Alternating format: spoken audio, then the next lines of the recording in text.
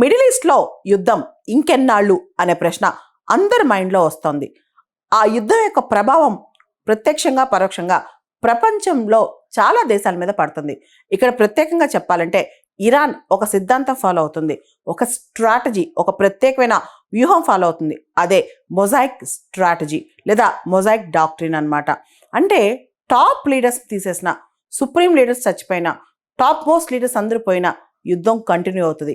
ఈ డాక్ట్రిన్ గత 20 సంవత్సరాల నుంచి వ్యూహాత్మకంగా ఇరాన్ కంటిన్యూ చేస్తూనే ఉంది.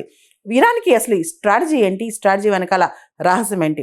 2001లో ఇన్వేజన్ ఆన్ ఆఫ్ఘనిస్తాన్ చూసినా, 2003లో ఇరాక్ యుద్ధం చూసినా, వీటన్నిటిలోంచి ఇరాన్ ఒక గుణపాఠం నేర్చుకుంది. అదే టాప్ లీడర్స్ లేకపోయినా, ఎలాంటి ఇన్వేజన్ వచ్చినా సరే సెంట్రలైజ్డ్ కమాండ్స్ కాకుండా కంప్లీట్ డీసెంట్రలైజేషన్ వార్ఫేర్ టాక్టిక్ అనమాట ఇది. అంటే ఎవరికి వాళ్ళు యుద్ధం చేసుకుంటూ వెళ్ళిపోతారు. టాప్ లీడర్స్ లేకపోయినా ఒక కమాండ్ స్ట్రక్చర్ ద్వారా, అంటే ప్రాపర్గా ఏం చేయాలో ఒక స్ట్రాటజీ అనమాట. దాన్నే మొజాయిక్ అంటే ఒక బొమ్మ కానీ ఒక ప్యాటర్న్ తీసుకునేటప్పుడు పార్ట్గా తీసుకొచ్చి పేరుస్తాం కదా. అంటే మనం ఒకటి చేయాలనుకున్నప్పుడు ఒకటే మేజర్ పార్ట్, మేజర్ స్ట్రాటజీ లేదా ఒకటే మేజర్ కమాండ్ సిస్టమ్ కాకుండా చిన్న చిన్న కమాండ్ సిస్టమ్స్ ఆల్రెడీ రెడీ చేసి పెట్టారనమాట.